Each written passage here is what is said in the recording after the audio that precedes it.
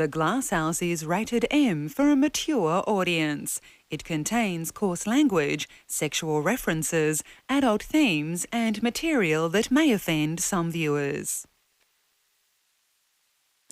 Ahead in the Glasshouse, if he becomes Prime Minister, Mark Latham vows to create a new portfolio, Minister for All Trades.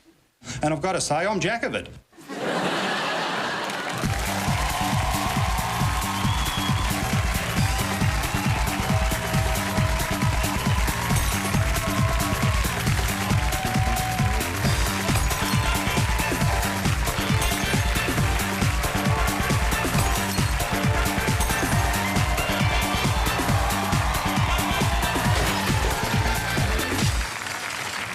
It's Friday night. Welcome to the Glasshouse, the program that asks the question, if John Howard loses the election tomorrow, should we give him a go at running Liverpool Council?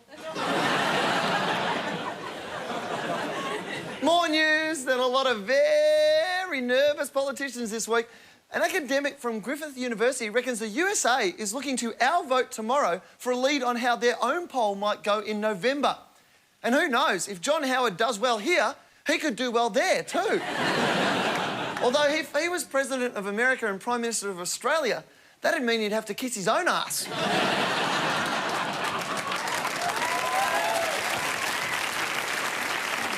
In bars across the US, the latest fad is rock, paper, scissors tournaments for adults. Yes, rock, paper, scissors. The game Edward Scissorhands was particularly bad at. The World Rock Paper Society is now introducing random drug tests after several players took acid and confounded their opponents with duck.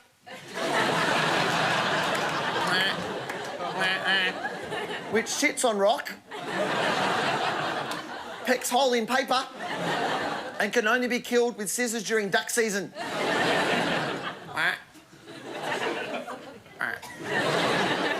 In New Zealand, police have arrested a naked man who was standing on a roof looking through a rolled-up magazine, claiming to be a pirate on the high seas with a telescope. When the cops asked what he was looking for through the magazine, he said, "A much better telescope."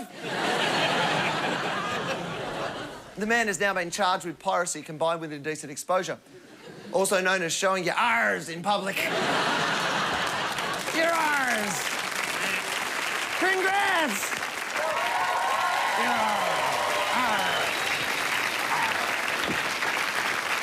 Legal news, your willship.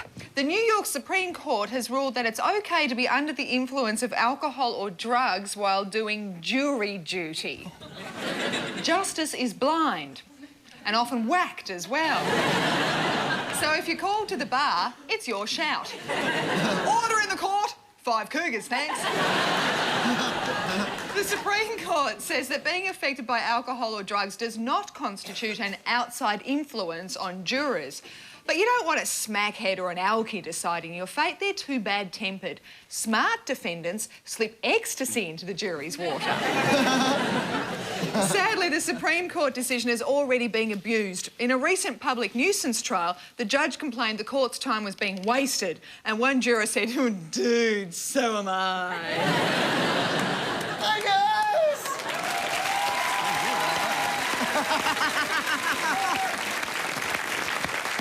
Tell you what, I'm feeling liberated this week. Liberated. Oh, really? You know why? No. Because king-size chocolate bars are being taken off the shelves. And don't boo that.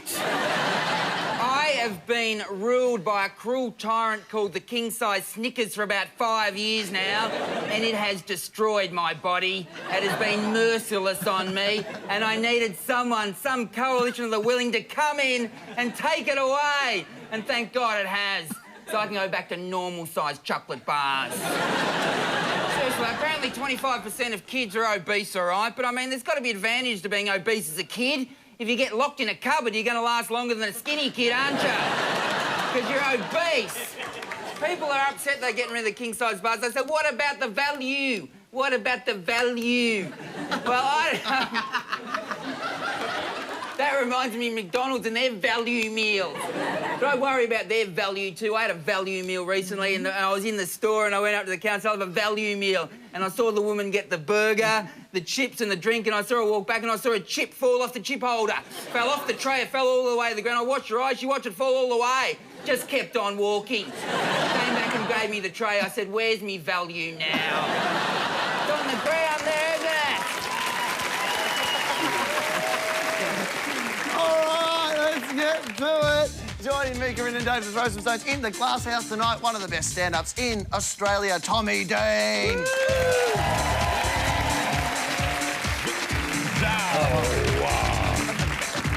And author of the new book, Media Tarts, How the Australian Press Frames Female Politicians, from the Sydney Morning Herald, Julia Baird.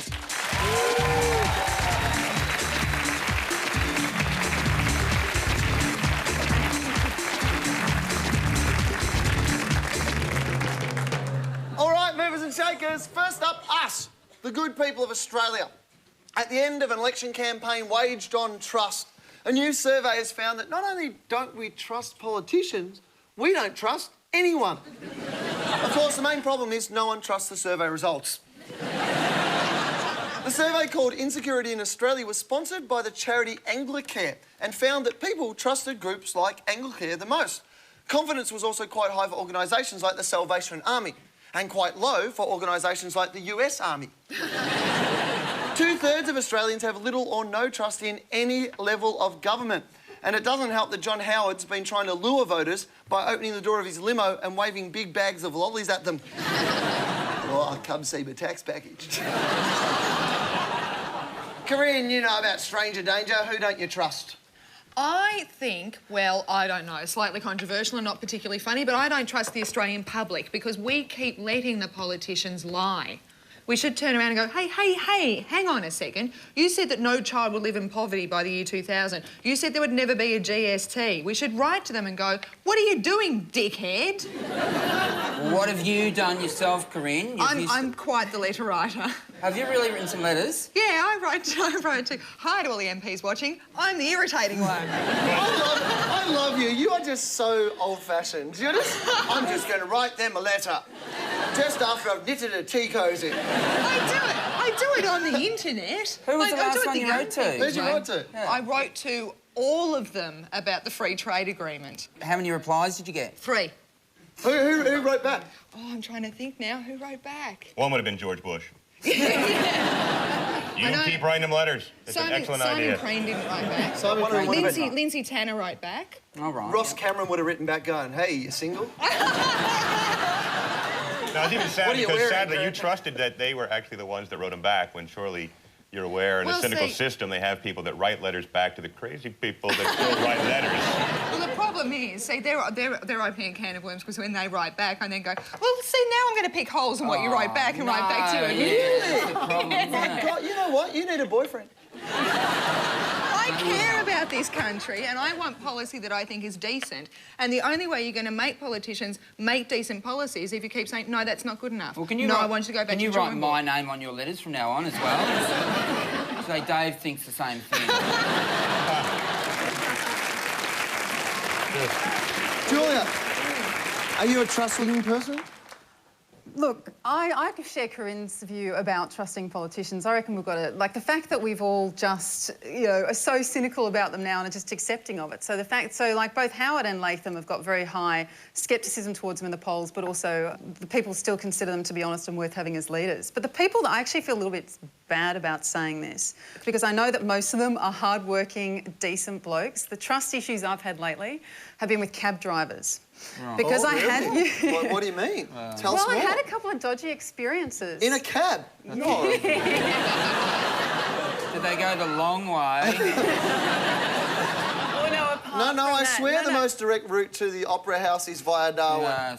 Yes. No. This was like one of those late night, hopped in the front, kind of was... You hopped in the front? Yeah, see? Well, you coming onto him, were you? See? That's what everyone says. Yeah. And I never... Gotta hop in the back, too. I never thought about that. Yeah. See, OK, all right, so if you're in the front, it's OK. Obviously, I was open slather. Yeah, if you're in the front, you're gagging for it. Well, I wasn't aware of that, but... No, what happened? So, OK, so I was leaning against the window, and I'm just kind of When you say window, down. you mean car window or bubble of his size? It looks like a window. This might be your trouble. No, He's there seen was you there no going... bubble. Oh, there was no bubble. Now, there's a trust issue for you, the bubble. No, I like the bubble. It's kind of like cab driver contraception. It keeps the mine smell is in. too. But, Okay, so I'm lying against it. Yeah. And then kind of just doze off, like close my eyes against the window. And Right, and well. anyway, he's rubbing, basically just going the grope and was rubbing my Oh, my thigh. God. Yeah. really? Yeah. So you should report him. Did This is you not an report issue him? for Yeah. Glasshouse. This is for the police, sir. Did you? So you woke up and he had his hand on your knee when you Yeah. woke up. And what did you do? You Yeah, say, yeah, that's yeah. not the gear stick, mate. Yeah. What did you do? Well, I basically just pushed his hand off and went, no. Like, Wow, that's- and then, that's then he totally kept dodgy. talking and kept asking all these questions, and he was a really smooth, suave-looking kind of cab driver. So He was. Oh, yeah, they're up there with the Here we greatest lovers in the go. world. This is the thing. Okay, so this happened. The next morning I was going, what the hell was that? I go to work. Firstly, everyone says what you said. Are you sitting in the front? Obviously, you're asking for it. Which Yeah, I we don't were think joking is until we right. heard your story, and then now I feel bad about saying that. But I came up with other examples of women who'd either kind of crashed out or guys that had stopped a bit early and said, look, if you give us a couple of kisses, I'll waive the fare. Oh, And I researched, I went to the library, You know, looked what up my all the... answer to that would be, you don't get a fare, fuck off. Right. And then I'd get out. Exactly.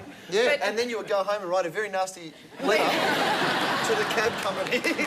I had a cab driver the other day told me that he's sick of women hitting on him. No, but this was the thing, because I looked up all the cabbie magazine, but so it's like one that goes around that industry, and there were all these stories from blokes saying that women hit onto them and often would get to the end of their trip and say, mate, I haven't got any money with me, so do you want to...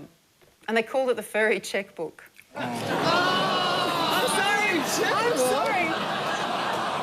That is weird, though. I didn't It's realise weird, that sort of... But a lot of... And I interviewed a lot of cab drivers, and a lot of them said, yeah, we get hit on a lot, or we see it, the action in the back a lot, and probably I spoke to about 50, and probably about 5 of them said, yeah, I got lucky. And I wonder whether that actually creates a climate when they start to kind of size up someone and go, OK. I think the rope, which is only really time bad. a cab driver should think that he's going to get lucky is if a woman gets in the cab and then wants to go to a drive-in. Our next movers and shakers are our fine female politicians. Yes, we have some, but where are they in this election campaign? In the 2001 campaign, Natasha Stott Despoja launched the Democrats' policy for the Barrier Reef, where this photo was taken. This story has now been bastardised so much. The other day, this is true, I read an article that described the outfit as a brief bikini. Give it another year and she'll be completely nude, giving a blowjob to a shark. Or a cab driver.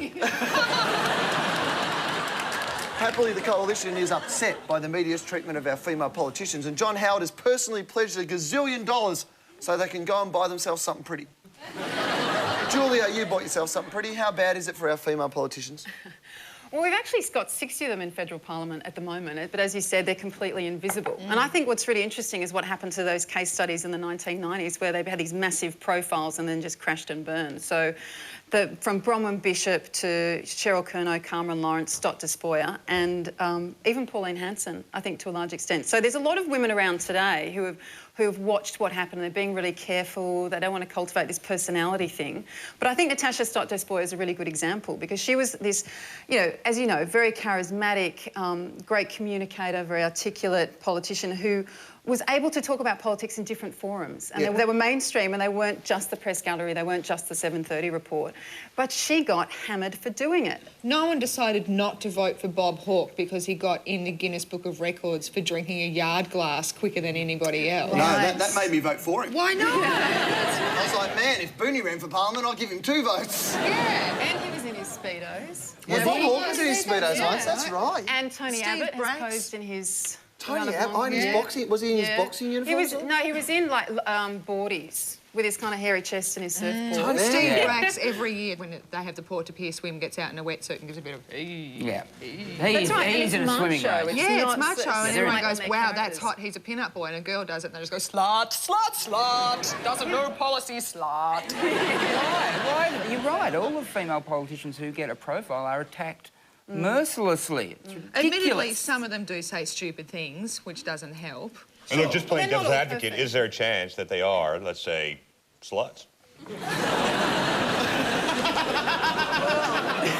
I mean, I'm not voting that way. I'm just simply saying, from another point of But view. even if they are, what difference does that make? Do you mean Well, I media think sluts? that it's dangerous to bring the sexual. I mean, sexual politic is always kind of hidden, even from a man's point of view. You want to keep most personal things personal. If you found out that some particular female politician banged like a dunny door, would you go, oh, well, she doesn't know anything about policy? No, I'd say she's in touch with the electorate.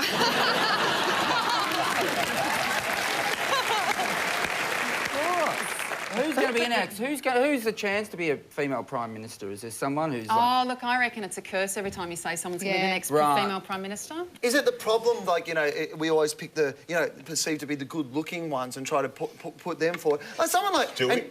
Well, Bronwyn they Bishop doesn't sell them a stand bit up on to sex, is what I'm saying. They try to sell them a bit on sex, whereas someone who isn't traditionally like Amanda Vanstone's managed to have a very, you know, successful career, and like I might not be in favour of a lot of things she says, but she's got a great sense of humour, Joe. I've got to admit about Amanda Vanstone. Well, the point is, she seems to be one of those people who's always given it. She's got teased about it, what she wears and her weight and all those sort of things, but she seems to give it back and has had a pretty good career. Yeah, she just wears them down. I mean, she was the one that kind of, when someone was standing up in the chamber saying to her, sit down, fatty, she came back with better big in the backside than bull dust for brains, which kind of nailed it. yelling that out. A backbencher was yelling out, yeah. sit down, fatty. Yeah.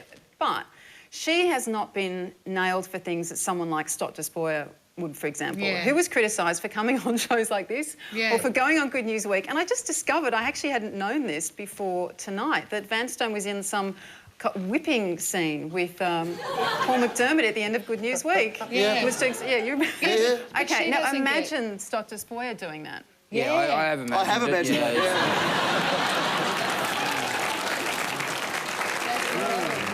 it, I'm imagining it right now. John Kerner getting up and singing I Love Rock and Roll. Everyone applauded her for that, but if Natasha had done that, everyone would have said, cheap publicity stunt, where's your policy? Did Natasha do too much of that sort of stuff? You know, we were guilty of it. She, like you said, she was on this show. And, like, I've got to say, I've got to declare a bit of interest in Natasha's a mate of mine, but we always wanted her. That was the thing. When you're doing a show like this, you know, you don't sit down and go, oh, you know who I'd really love to have on? Kate Patterson. You know, she'll excite people, you know, who's a lovely politician and does an OK job, but she's not... You know, we always sat down and went, you know, let's get Natasha on. She does good panels, she'll be really interesting, she'll say funny things. Got the whole she's our package. age, that sort of stuff. Yeah. Is it her fault that people like us ask her to do stuff? This is why I call the book Media Tarts, because it's the idea of the journalist pursuing you and then basically kind of not respecting you in the morning to some extent. So they, you know, they give you all the attention, they want you to be photographed, they write articles about you, and then they go, oh, look at all the stuff she's doing. You know, and then it gets turned back on her. I mean, that happened. But That if happened to Nick Giannopoulos as well, though. So.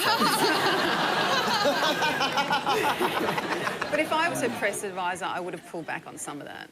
Do you think, then, if we just tie this back together for a second, do you think that, starting earlier, we discussed how much we don't trust politicians at all. Yes. But yet, it's inherent, especially in the male character, to have an inherent trust in women because of the mother figure. Do we not like the fact that if there's women at the top, we can't trust women in power because of all the conflicting emotions? One, they're like our mother, and so we kind of rebel against the power and yet want the safety of their arms. And then secondly, we want to have sex with them because they're women and they're our mothers. So we have the Othello problem coming in across the top. It's a good point, Tommy. I think we don't have successful women politicians because we want to root our own mothers. No, That's what I'm saying. You've summed it up well. Julia really wasted 300 pages of her book. There it is in one. No, look, I mean, I think there's some truth in that. The fact that we're just not used to seeing women in positions of power. But, you know, like, other places have had, like you said, like, Britain had, like, Margaret Thatcher. You know, New Zealand have a female Prime Minister. Like, it is happening around the world. That, you know. Well, not a lot. No, but it is. But I'm saying that it is happening now, Sure. yeah? Maybe we should But make not the here. next Prime Minister... There has to be a female. That'd be a good idea. Would that be a good idea? Who would you vote for? I would vote for... I think maybe you could get in there, you know? You're smart and you've got nice earrings. See?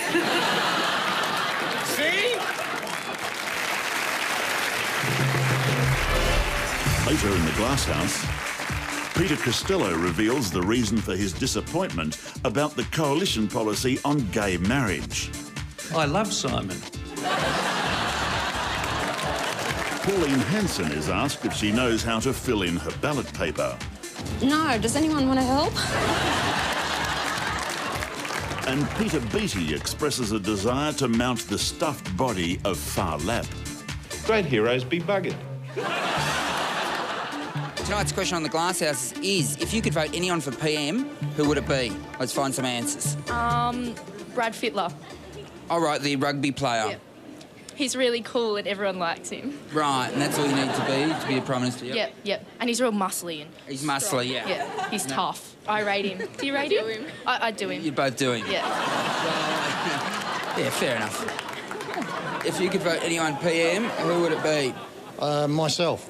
Yeah, what have you got to offer the Australian public? Well, first of all, I'd sack all the current politicians. Yeah, and then what would you do? And I'd give myself a pay rise. I think Paris Hilton. Have you seen the video? No, I don't know what video you're talking about either, Dave. Yeah, right, maybe you should be PM. Thanks. Bob the Builder. Bob the Builder. He can fix it. He can fix it. Probably Marcel Marceau, so you don't have to listen to his shit. Yeah, good one. I reckon Kerry O'Brien. Oh, really? Yeah, great. Corinne Grant thinks he's the sexiest man in the world. Do you find him sexy? No. Well, Karen Grant. Who would you vote for as PM? I'd vote for the captain from the Flight Centre ads. Ah, yeah. He looks really trustworthy. You know, lowest airfares guaranteed. It'd be more money for public education guaranteed. Yeah, I like it. I like it. Who would you like to vote for as PM?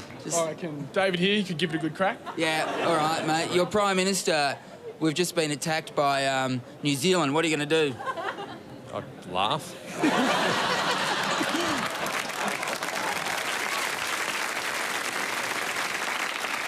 In very exciting news for voters, a record 1,421 candidates are standing in this election, 330 for the Senate and 1,091 for the House of Reps. There are so many candidates, the Protect the Old Growth Forests from being made into ballot papers party had an attack of conscience and had to withdraw. Husey, I'd like your help. I want you to be John Howard. Yeah. And we're going to interview you. All right, great. Hope he's at home watching. Be like looking in a mirror in a minute.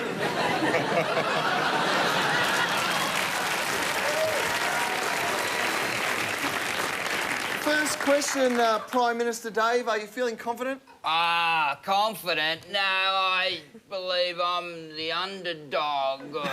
Well, I'm the dog anyway.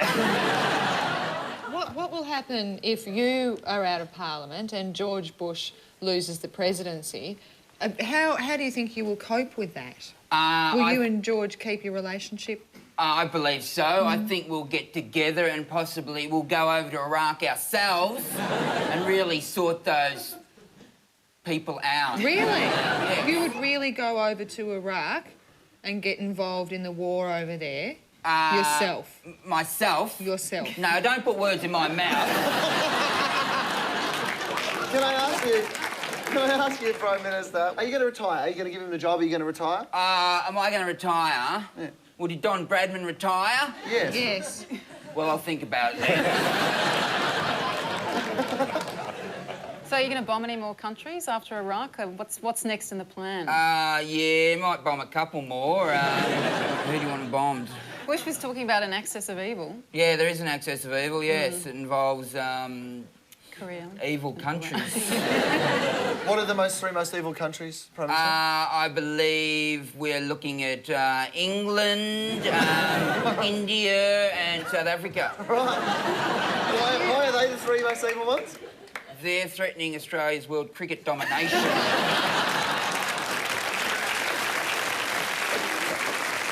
Can I ask, Prime Minister, you've talked a lot in this election campaign, yes, almost exclusively in this election campaign about sells.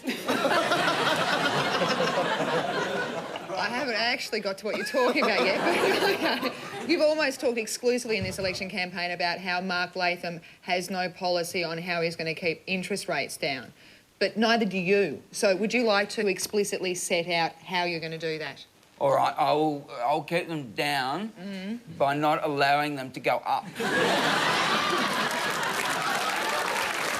Now, we're very lucky that we don't just have the Prime Minister here tonight, we also have the Leader of the Opposition who's going up against him tomorrow. Please welcome Mark Latham.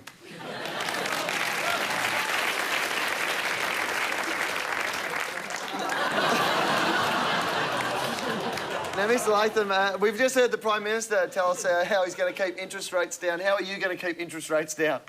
By bashing taxi drivers. How were you going the grope when that happened? The taxi driver, it was a preemptive strike. Well, you spent a lot of time early in the campaign reading children's books. Yes. To the children. To the children, And I they're was the just best wondering ones. if you could take that further. Have you ever contemplated the idea, perhaps, of writing your own children's book? And if so, what would be the subject matter? The subject matter would be the ladder of opportunity and how the children could climb it and get to the top, and I would be up there to ease their squeeze. So what was your inspiration for the term ease the squeeze? Was there a moment in your life when you came up with it? Yes, it was to do with my pancreas. It was, giving my prostrate a lot of... I had problems going to the toilet and I needed somehow to ease that squeeze. Just to wind this up, it would be great to get a statement from both the candidates before tomorrow's election. Yeah. So, just in wrapping up, could we get a final policy statement from the Prime Minister and then from Mr Latham? Vote for me. I am the Prime Minister, and if you don't vote for me, your house interest rates are going to go right through the roof, and then terrorists are going to bomb your house. And Mr Latham? Vote for me. My wife's hot.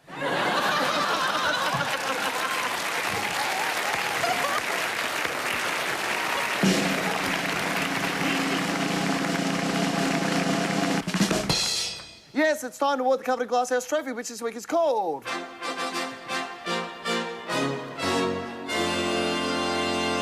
And the winner of the Boogie Woogie Jiggle Bump Grind and Bump Again is a nightclub in eastern Spain which has organised Europe's first nude disco night. Yeah, everywhere you look, naked men, naked women. It's the only club in the world where you can stare at a couple of bouncers and they don't beat you up, they just keep bouncing. And you can do the moonwalk with your very own moon. But it's not all fun and games. It's in Spain, so things could get a bit hairy. If the DJ starts scratching, stand back, it could be crabs. And if the balls spinning above your head aren't mirrored, get the hell out of there! Well, that's the way it is for Friday, October the 8th. Thank you very much, Julia. Thank you, Tommy. abc.net.au/glasshouse. If I don't say it, I get in trouble. Don't forget to vote tomorrow, especially for the Senate. It's very important. And let's take a look at tomorrow's headlines. In the Courier Mail, lesbians are witches, says Family First Party. Ratings of Charmed soar. The Canberra Times says Latham promises sober, steady government. Loses crucial drunk, shaky vote. The Hobart Mercury has Howard's plan for Tasmanian forests. Free old-growth rocking chair for all over 75s. And the Fin Review reports record donkey vote. Donkey re-elected, claims mandate. Good night!